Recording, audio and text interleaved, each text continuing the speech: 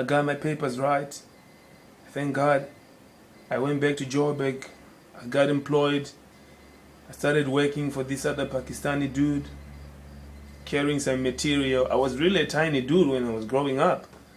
But hard labor, tough love, I became strong. I learned what life taught me was you're alone. You gotta take care of yourself. And I know that I'm not alone, but in this game of life, I'm alone. My dreams, I will make them come true. No one else will do that for me. Then everything happened how it happened. I did everything in Joburg. I did everything I could to get paid. I never stole, no. A thief I wasn't. I never sold drugs. I never did that. But I'll do a job to get paid so that I can better myself. To the next question, who inspires me? My music. Really, nature. I watch a lot of Indian movies. I'm a very big Indian movie fan. My best actor you will never believe, but Shah Rukh Khan, he's my favorite actor. He has been and he will always be. The movies that he does, they bring light inside my heart. Like, they're so beautiful. The script is written right, and that inspires me. And I just get inspired. I just start writing. My mother inspires me, my family, Zimbabwe, my country. It's all in nature. I've got a way of inspiring a guy like me. I am weird in a way, but that's me. And then they ask me, why every time in a song or in a video you speak about your mom? I'm like, everything I'm doing is for her. She had a tough life growing up. She tells me. She gave birth to me. I saw her struggle every day of her life. We had nothing. Her tears filled with pain, sorrow, misery, tears. I want to wipe that. She's my mother. Sometimes when I go to sleep, I feel like dying. I do see demons in my dreams, but I curse them. I curse them. I'll never stop rolling this dice. I'll never stop rolling the dice until the day my mother, even that day when I make it, I'll never stop. I'll never stop being me. I'm a fighter. I keep fighting. For my family, for my country, for South Africa. South Africa, my new love. Really, it's here on my heart. I can tell this story to you right now because South Africa was kind enough to be there for me. Of all the struggles that I went through in Joburg, in Cape Town, South Africa was there for me. How can I turn my back on South Africa? I can't. Anyway, they come to ask me, how did you become an artist?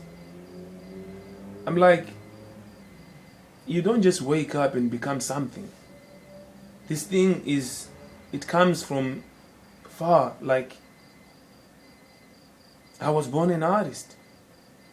I remember when I was 5 or so, or 4, I can't remember really, but I was very young, and my grandmother, she was still alive then.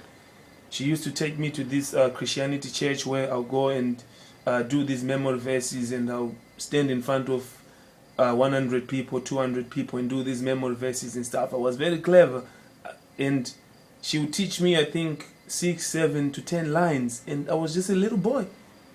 Also, when I went to Harare, when I started my school there, I was the lead vocalist, doing our Islamic nasheed and stuff like that. I was the main, I cannot say singer, but I was the main vocalist. I'm just good with these things. Like, I was born for the stage. The stage is my world. And when I jumped the border, I forgot the artist in me, but I think it all happens for a reason, because even though I had discovered it then, I would have done it, but I would have given up because I was so caught up in the struggle, poverty. I was not going to do it then. But God waited for me.